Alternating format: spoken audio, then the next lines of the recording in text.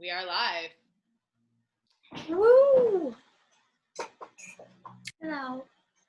Hi, welcome. Hi. So this is a special episode of Humanizing the Icon because Samantha Baxley, comedian and actress, is actually going to be our featured host today. Yeah. And lead a conversation with me about something that you were inspired by. So we'll get into that in a minute. And Celio Bordin, as always, is with us to transform the energy of this conversation into a live drawing. My pleasure. My pleasure. I'm excited. Today is a nice day. Thank you, Sam, for guests, and we saw what's up. We will see what's up, and we will talk to you at the end. Okay. Thank you. Thank you. All right, Samantha, how are you? Yes, ma'am. How are you? I'm doing great. Thank you for asking. How are you doing? I'm doing pretty good. It's been a kind of funny day with a lot of technology breaking down. I don't know if Mercury's in retrograde. Do you know? I don't know, but there was an interesting vibe going on this entire week, I felt like. Something in the air. Something cosmic. Something cosmic, something going on politically, I have a feeling, maybe. Ooh. People just breathed a sigh of relief. I feel like something is happening. There's a shift, I guess. There's a shift, yes. How are you feeling today in general? Are you feeling excited, anxious? A little anxious, but doing good. And yeah, so you checked out some of the episodes, huh? I did, and I watched the one with Rabbi Taylor. I'm in love. I'm completely in love with him, and I also realized when he was laying out what it means to be Jewish, I think I might be Jewish. So he convinced me, and I'm excited to go down that new path sometime soon in the future. Does your mom know you might be Jewish? She does now. Okay. She knows now? Yeah, she does, because she's watching this. Oh, she's a fan. Nice. She said she loved all the other episodes of yours. Okay, great. So she saw on the Humanizing the Icon YouTube channel. Exactly. Amazing. She's a big fan. Yay. Well, thank you, Mom. I don't think my mom's watched any of these, so. So I'm excited to get into what the main topic in our story today. But, you know, I think it'd be interesting if we sort of talked about how we met, which it seems like was a long time ago, but it wasn't that long ago. I feel such a strong connection to you. I just think you're an amazing person. Your energy is fascinating and very calming. At the same time, very invigorating, I feel like. And I have a feeling you give that same energy to a lot of other people as well, which is very special and unique. Thank you so much. Of course. I believe you. I love your energy too. I think we met just a couple months ago. Mm-hmm. What's your version of the story? We met at a comedy show right before the second lockdown in Los Angeles. The night before the second lockdown in Los Angeles in Santa Monica. And it was a great show. We had a wonderful time. We ended up sitting at the same table. We have a mutual friend, Eugenia.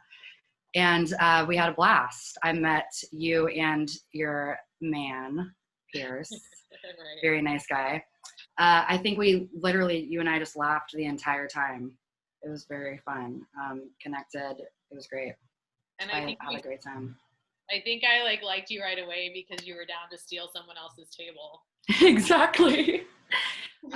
The table situation at that show, as good as the show was lacking. So we wanted to sit down. We wanted to support our friends who are performing. So I don't know who John Jacobs or whoever the guy was, but I just figured he wasn't there. You snooze, you lose. I just took his name off it. He could have sat with us if he showed up, but True. You know. True. I don't think anyone was harmed in the stealing of the table situation. So, okay, I want to ask you something before we dive in. Sure. So tell me what you're up to these days creatively, and why Humanizing the Icon, whether the phrase or the show, resonates with you. That's a great question. Well, I think it's a great title, Humanizing the Icon. I'm surprised that I wasn't on the first episode because I'm extremely iconic. I'm just teasing. But it resonates with me because it's extremely powerful. It is something that I think we can all relate to in terms of people that we look up to in our lives, throughout our lives at different times. And we all need those mentors and those people that inspire us no matter what we do. And I think that's why I feel like you're somebody like that for me, which is really great. You know, my mom is someone like that to me. And now Rabbi Taylor is somebody like that to me as well, one of your previous guests. And I think it's great that you're doing a show that shares the experiences of all these different, extremely unique, intelligent individuals. And it's just fascinating to watch all of these people and hear what they have to say, that have come from all different walks of life, have all different perspectives on the world. And I can't wait to watch more episodes, and I'm so honored to be involved in this. So thank you for that. I love that you mentioned your mom and, you know, people, because icon is not necessarily about fame, you know. Of course not. It's really open for interpretation. So that's beautiful. And what are you up to these days as an artist? Thank you for asking. Well, I do stand up. So I do some producing and, you know, as well as performing when it comes to acting and stand-up comedy. And, you know, I produce like a little show. It's called Hollywood Meet Cute. And it's a writer's group as well. So I just like kind of inspiring and watching and encouraging other performers. And it's really fun to see them grow as well. And that helps me to grow in terms of that. And, you know, it's like we're quarantined here, so it keeps me busy when I'm not getting acting jobs, which I'll let you know whenever that happens, but that's what I'm up to these days. Yeah, but you're hilarious, so Thank you. Check out her comedy, man. Seriously. I do my best. Yeah, absolutely. And you're up to some exciting things, which is great. Yeah, always. Yes, you are. Gotta keep it real, keep it fun.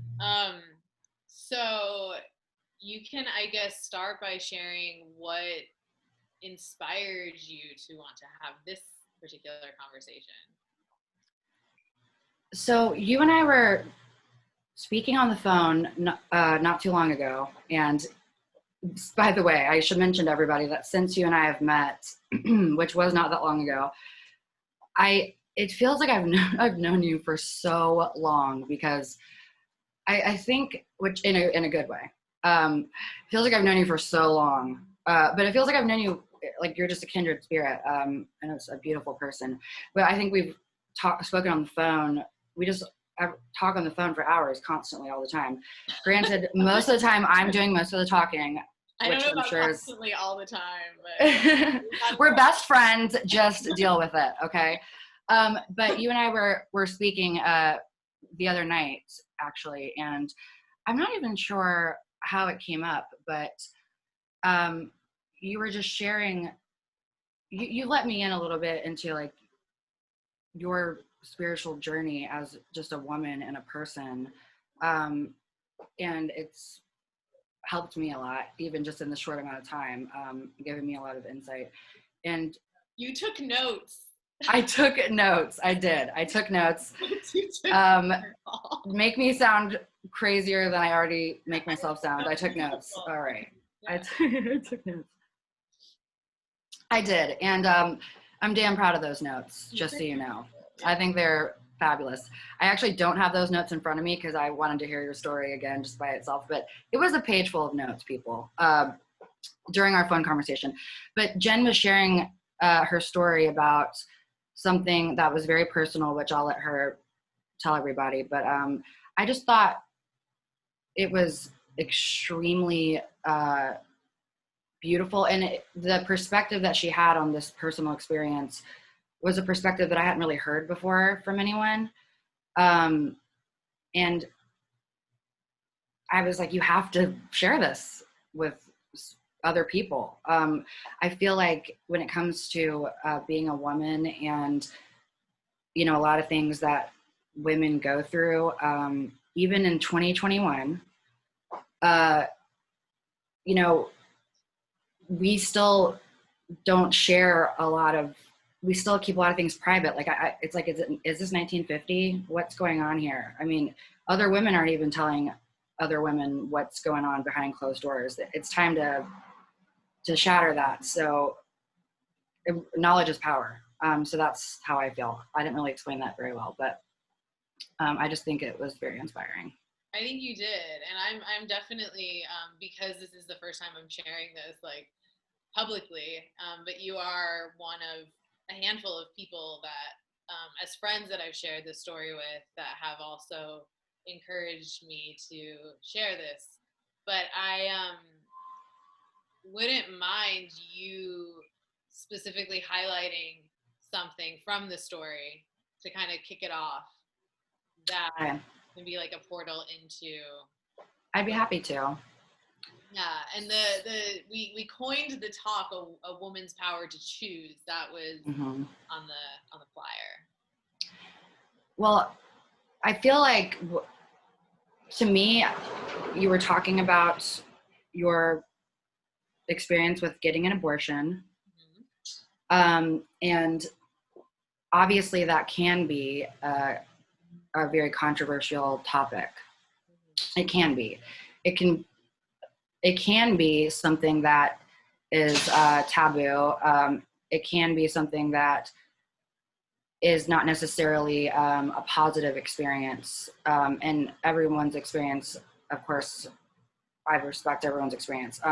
But it was just interesting the way that you're hearing your story, because throughout your story and at the end of it, the way that I felt was uplifted and inspired and extremely touched. And I felt that energy from you as well. I also felt like I gained some knowledge. And to me, that was just very intriguing and touching. And I just think that that's a very different perspective and spin on this topic. So that's what I took away from it. It was a very spiritual experience for me. Where do you want to start? I think just start from the beginning, whatever you're feeling, you know. I think it's also interesting the age that you were when, you know, it happened. And just the fact that you feel empowered. I mean, to me, that's what I ultimately took away from it, and it made me feel empowered. I almost want to cry talking about it, because it's just really amazing. I think I was 34. It was in 2013, and I had said to myself when I was in my 20s that I would never have an abortion in my 30s. You know, I was definitely open to having children and just going with the flow in that regard. And, you know, you say things before you're actually in the situation. You never really know what you're going to do in life until you're actually in a situation. You know, you can set all kinds of parameters for yourself, but we're very fluid beings, and we're always changing and growing. And I was at a particular time when I wasn't in a serious relationship. I hadn't been in a very, very long time. At that point, over 5 years. This was the first person I was even like dating in the traditional sense. Like, going, just going on dates. I didn't really have much conventional experience in that realm. And he was a super nice person. We were having a lot of fun, but I knew it was, casual for me. For me, it was kind of like a social experiment to even try dating. I was very much like a workaholic. I was like deep into my directing career. I was getting ready to direct a play off Broadway, finishing my first feature film. I was running a production in New York. And I was fundraising, I didn't have money. I was actually living at a friend's place. Part of being an independent filmmaker, for me, a big part of my job is fundraising, because I want to preserve creative integrity, or what I deem creative integrity, creative control. So I always opted to do things independently and align with, investors that have shared values, and just doing the best to find the right fit. And it's a struggle. It's very, very, very much like this, but worth it to have the creative freedom. So I was in a fundraising cycle. I was below poverty, like in terms of on paper cash flow, super abundant though, in so many ways. And I was living in a friend's house, and I was dating this really nice guy, but like something just felt like it wasn't the time, I actually got pregnant. I didn't know if I could get pregnant, you never know that either, right? Like these are just things you don't know until they happen. I had no reason to think I couldn't, but I never had. And in my 20s, I had 2 really long, almost like 5-year relationships. And I was engaged and stuff like that in the past. So I didn't get pregnant with them. So I thought maybe I just couldn't. And then lo and behold, a broken condom, and I took the morning after pill, and it didn't work. Right. So it was through two forms of birth control. And it took me about 4 days of really, for me, this was the hardest part, the 4 days of like being in the void and kind of like not knowing, what I was going to do,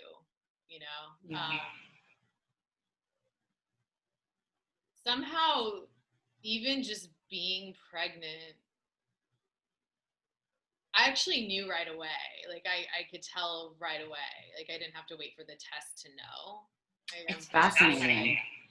And my girlfriends were like, you know how girls get pregnancy scares, when they're dating and stuff. That didn't happen to me. I wasn't like typically like thinking like that was happening in my life. And this time I was like, I think so. And they were like, whatever, you're just having a scare, kind of thing. So I knew. I felt it right away. And so what I was going to say is that it actually brought me closer to my body. Like there was something, like it wasn't about necessarily right away what I was going to do. It was almost more about feeling the experience of just connecting in this like new way. You know what I mean? Does that make sense? It does. The sensations and the new energy, and it was like soothing and grounding. And I'd been such a like kind of warrior workhorse, for so much of my life, very ambitious and all that. It actually slowed me down, I would say, for like the first time ever. I was tired and confused, but also savoring this like slower, pace of life for a minute. And kind of like communicating with whatever energies were in play to feel what I needed to do. It felt like I mean, I'm just going to say it because it all can sound a little, I guess, crazy to some people, but it felt like a joint decision. It felt like it wasn't just me, whatever that means, you know?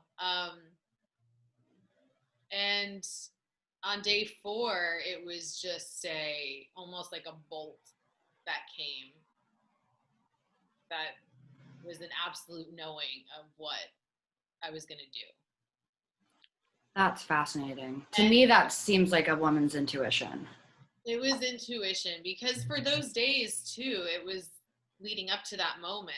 I was definitely playing out what I saw as almost like a fantasy life. Like I could keep this pregnancy, and I don't know if I'll get to work, you know, because I was still proving myself as a filmmaker. I don't know if my investors will stay in, and I didn't have money, but I was like trying to sort out, like, maybe I'd get family support, but my parents we didn't have that kind of relationship where, I mean, they would always be there for me, but it was like, they were struggling too, to be frank, like, honestly. Mm-hmm. So it was like, you know, you just kind of play out all the different scenarios, and it's like, yeah, he was doing well professionally, but was I going to be like reliant on this person? Like, these are the things that were coming up, right? But that makes sense. But nothing was everything on the practical plane, it was like nothing was a clear pathway to an answer. Because then it's like, well, are you ever really prepared for this type of thing? Like, you know, it works out anyway, no matter what, you know? And so at some point I had to stop reeling through all the different scenarios and just say, okay, I'm just going to surrender and trust that, like, I will know when it's time to know. And one morning, it was like a Sunday morning, and I just, got this like huge hit. And it was intuition because there was no question attached to it.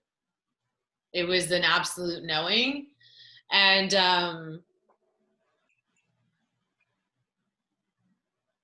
it felt really right.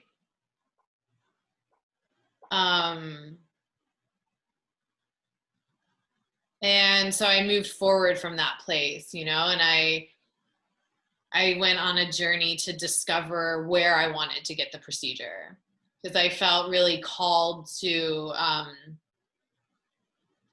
find a place that would be honoring of the experience and the way that I was feeling it, which was not like we abort.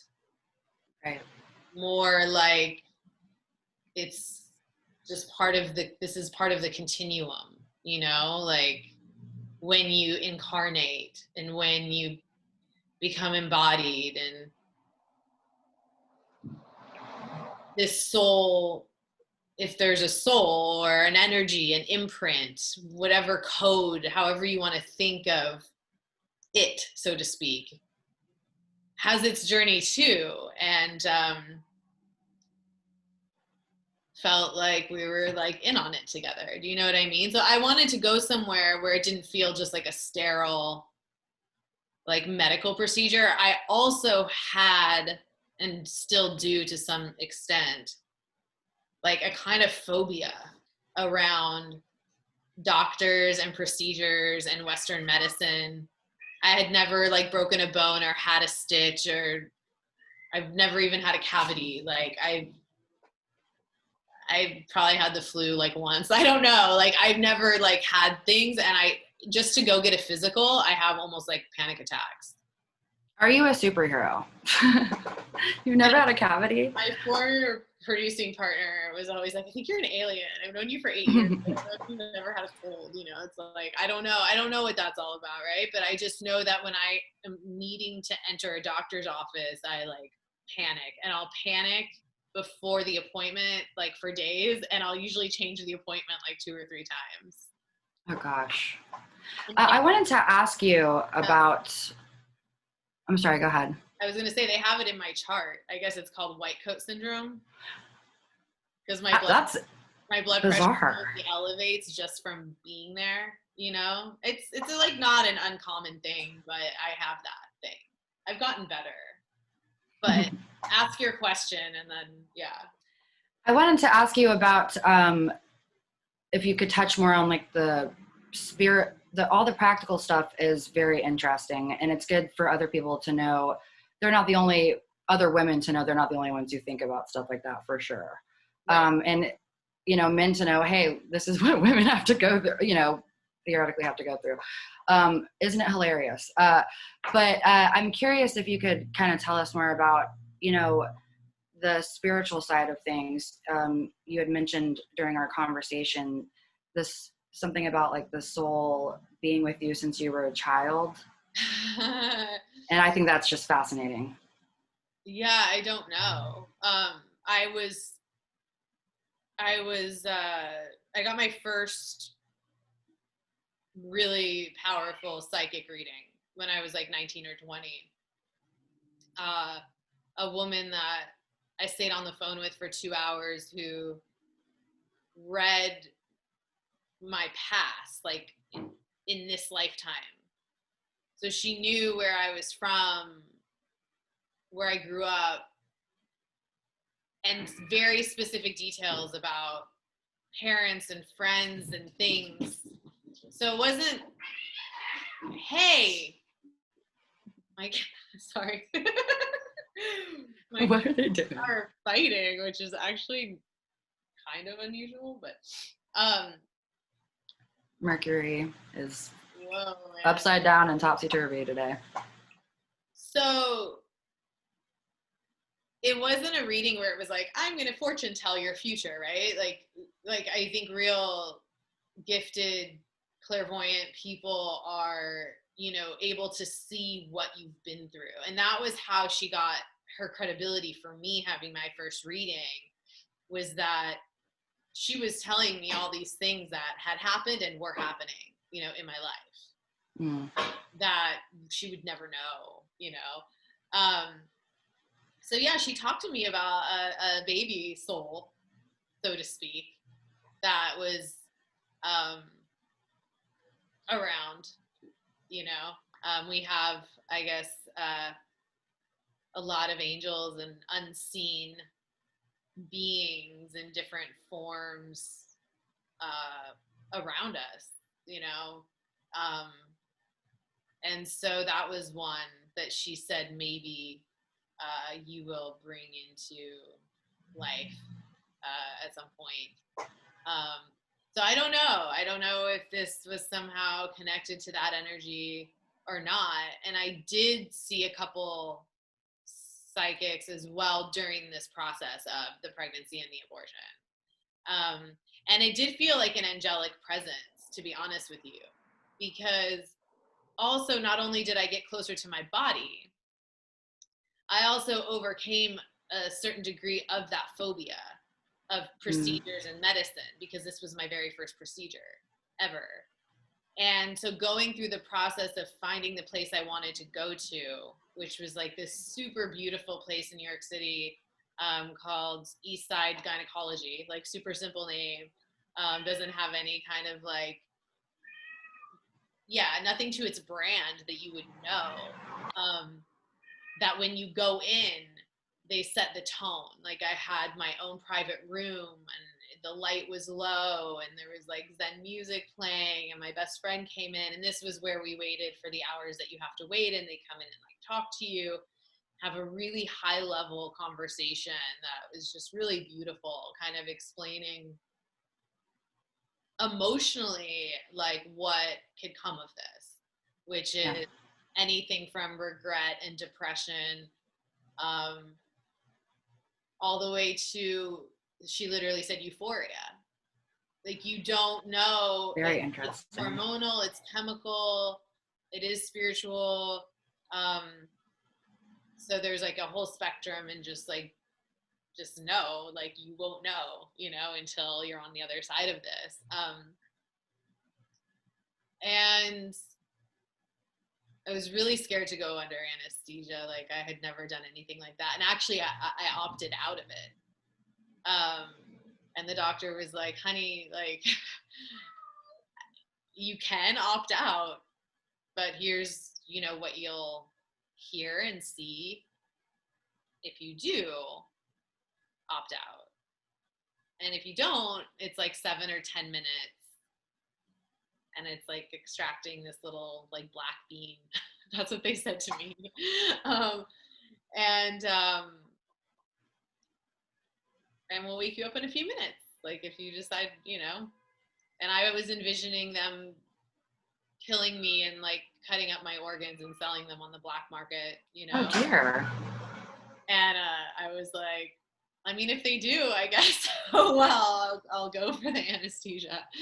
Anyway, it was a really beautiful place, and they were super gentle, and I felt like I could start to trust more in terms of doctors and medicine, you know, from that experience. And I felt like I was way more open to actually getting pregnant than I was before this experience. You know, I like trusted the process more. Like, I felt like, oh, I could actually do this for real. Whereas prior, I had fear around even just being pregnant. And also I learned that I'm A negative blood type, which can mean you're prone to miscarriage. So who knows what would have happened if I had gone with it, right? And there's a shot that you get, but you have to have the pregnancy hormone in you in order to get the shot to help prevent miscarriage next time. So I learned my blood type, which I didn't even know. I got that shot, which I never would have known about. I don't know. I just felt like I had learned and grew so much on different levels, you know, through that.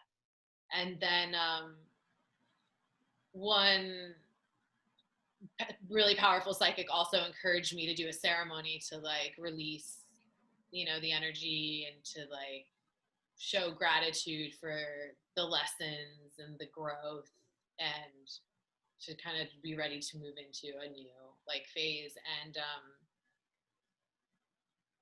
the guy that I had been dating actually ended up passing away.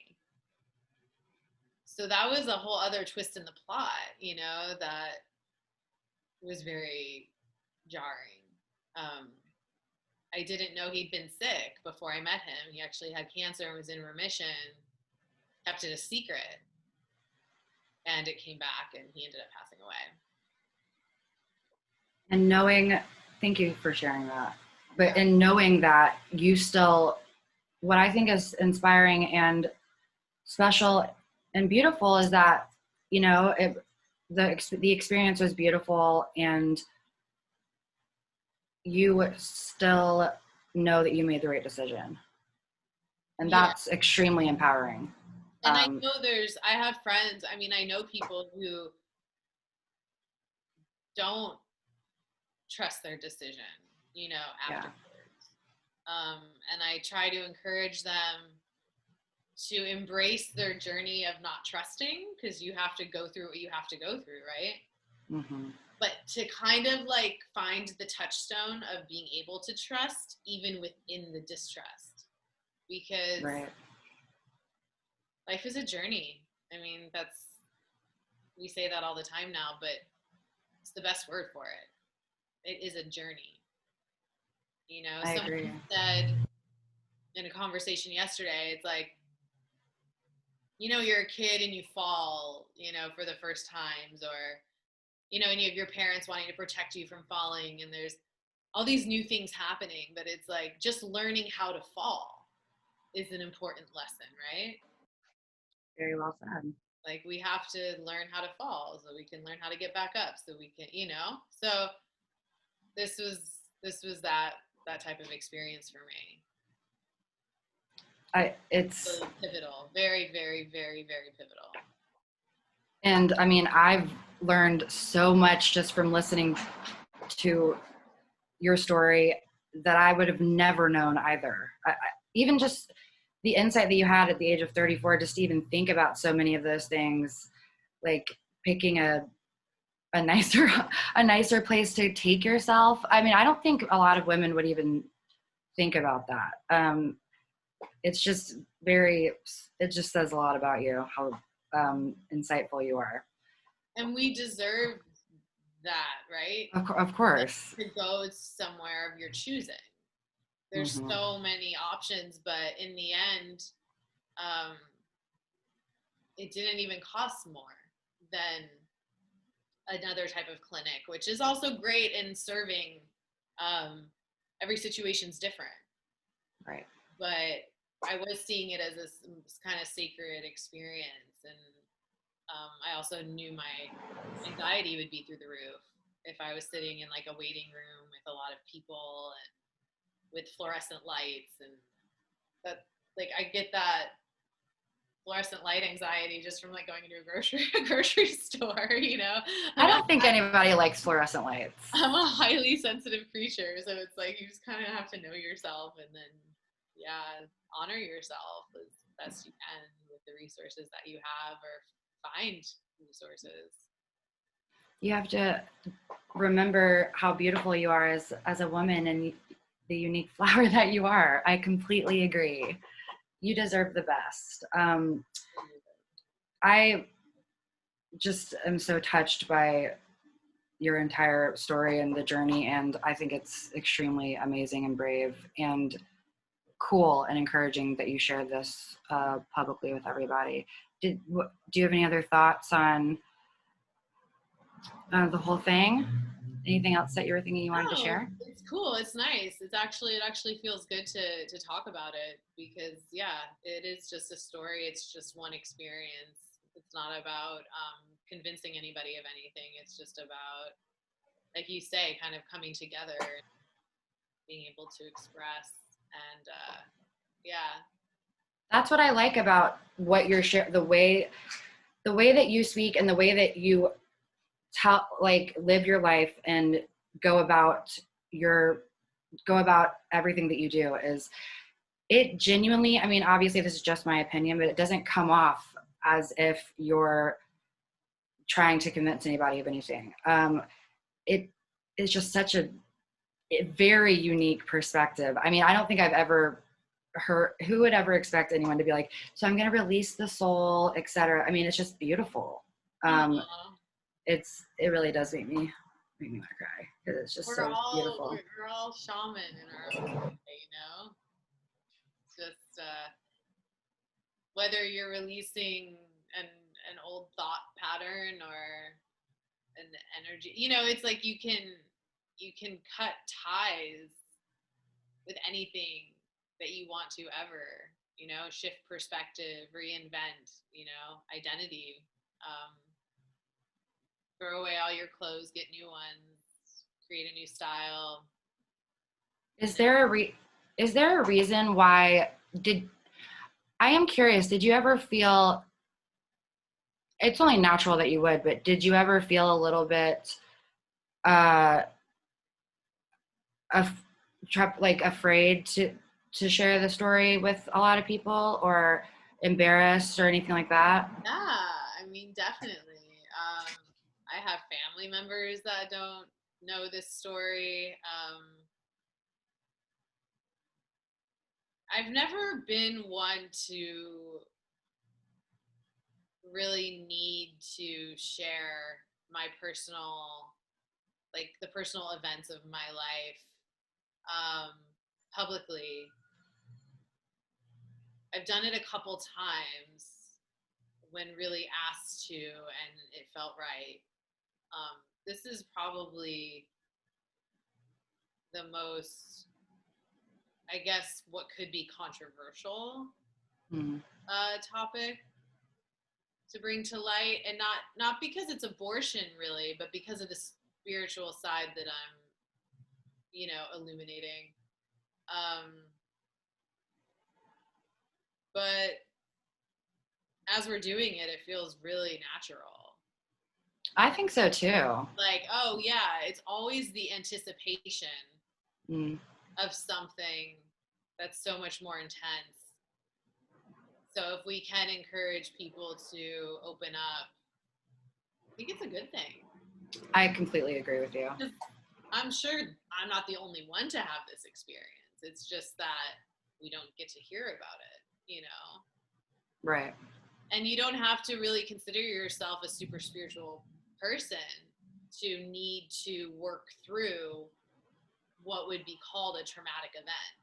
So the release of that energy or that ceremony or that ritual doesn't even have to be considered spiritual. It could just be you as an emotional being putting closure to a very challenging, eye-opening experience and being willing to kind of move to the other side of that for your own mental health and stability and all of that, you know? I think that's an extremely important takeaway. Okay. Perfect. I think that's very well said. That's something that you've been, just by being my friend and talking to me, have been showing me as a person, and it's very helpful. And I think a lot of us can easily like forget stuff like that, just getting caught up in the daily grind, etc. Obviously, this is an extreme case of putting that into practice, but we can use that for everything in life, right? It doesn't have to necessarily have a title on it or be affiliated with any kind of religion or anything, and it can be also. Yeah, and it's interesting too, just in terms of like the meta connection with even Mary Pickford, the subject of my movie, we're working on releasing this year, actually coming out after like a 10-year journey with the story. Why Not Choose Love? Why Not Choose Love, and her message about, I just find it interesting that she was a silent film star and she had such a hard time using her actual voice, not just in her work, but in her personal life. And after she was out of the limelight, she wrote this pamphlet about universal love. She called it Why Not Try God, but she's calling, she's using the word God for the highest frequency, which is like love and creation, So kind of like carrying that torch forward and stepping into the paradigm of free expression and like using your voice to like honor your personal narrative, which also is honoring, the narrative of the collective, feels very aligned with where I'm at as an artist and also just as a woman and as a person, So thank you so much for encouraging me. Like that's also what we need to be doing with each other, right? So thank you for encouraging me. And I mean, honestly, it means the world. Everyone needs support and encouragement, and it can change everything. And I think it's really cool that you just shared that with everyone. I'll be interested to hear about the comments or messages that you get. Who's gonna call me? Celio, wow. That is beautiful. Pretty epic. Wow. Okay, I'm here. Hi. Yes. Okay. That's beautiful. Oh, thank you.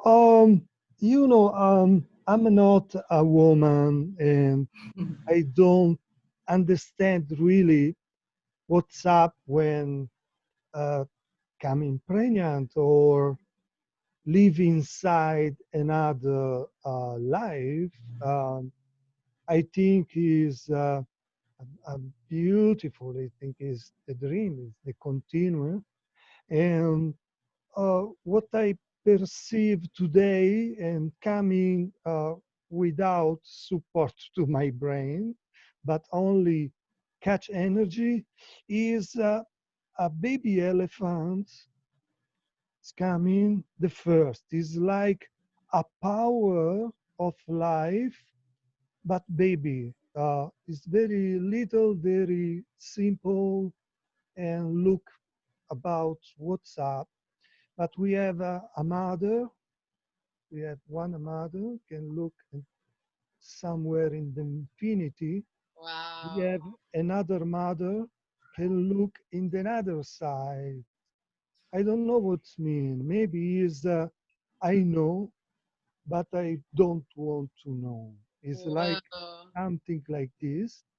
We have another person, maybe is another mother, can look at another side.